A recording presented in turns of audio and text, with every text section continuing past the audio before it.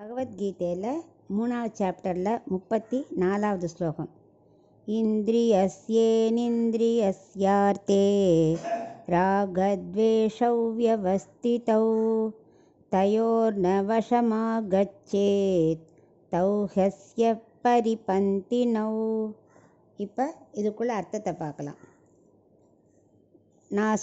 நான் போட்ட சட்டப்படி அந்த வேதத்தை படித்து உபதேசம் கேட்டு அதுபடி நடந்தால் தான் ஞான யோகம் சித்திக்கும். ஆனால் அப்படி சட்டுன்னு ஒன்றும் மனசை உடனே நம்ம ஞான யோகத்துக்கு கொண்டு போக முடியாது. அது ரொம்ப கஷ்டம். ஏன்னா அனாதி கால வாசனையாக நம்மள்ட்ட அது ஒட்டிகிட்டே இருக்குது. சில காரியங்களில் கண் எதை வேணுமோ அதை பார்க்கும், காது அதெல்லாம் ஆட்டோமேட்டிக்காக இந்திரியங்களை கட்டுப்படுத்த முடியாமல் அது அதோடய வேலையை பண்ணிகிட்டே இருக்கும். இது ஒன்று சட்டுன்னு நாடக காட்சியில் வரா மாதிரி கடைசியில் எல்லோரும் நல்லவாழை காட்டுற மாதிரி சட்டுன்னு ஒரு வேளையில் செய்யக்கூடியது இல்லை. இதெல்லாம் அனாதி காலமாக வரணும்.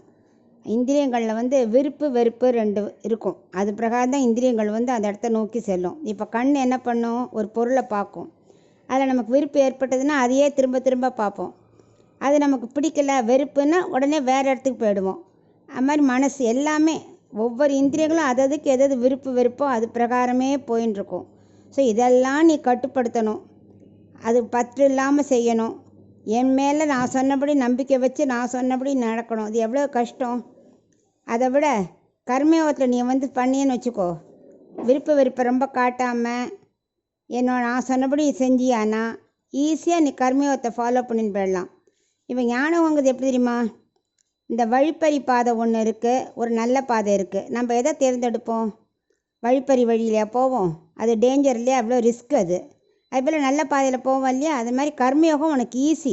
ஏன்னா ரொம்ப காலமாக எவ்வளவோ ஜென்மமாக நம்ம அதை தான் ஃபாலோ பண்ணிகிட்டே வந்திருக்கோம். அதில் நீ பற்று இல்லாமல் செய்ய செய்ய உனக்கு அந்த பாவம் தீண்டாது அப்படின்னு அவனுக்கு உபதேசம் பண்ணுறார் கிருஷ்ணர்.